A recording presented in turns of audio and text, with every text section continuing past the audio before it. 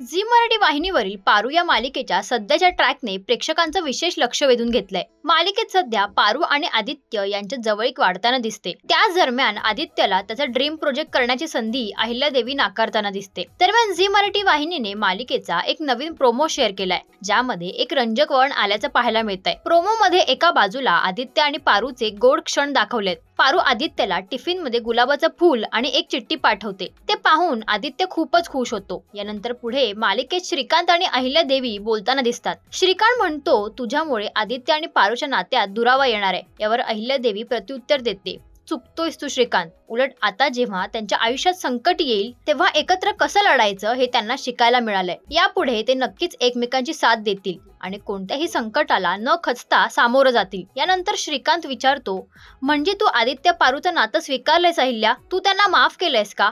यावर अहिल्यादेवी शांतपणे म्हणते, मी त्यांना माफ केलेलं नाहीये असं म्हणत ती तिथून निघून जाते। तर आता प्रश्न असा आहे की अहिल्यादेवी लवकरच आदित्य आणि पारूला माफ करणार का आणि त्यांना पुन्हा घरी बोलावणार का, हे पाहणं नक्कीच मनोरंजक ठरणार आहे। मालिकेच्या सध्याच्या ट्रॅक बद्दल तुमचं काय मत आहे हे आम्हाला कमेंट्सद्वारे नक्की कळवा।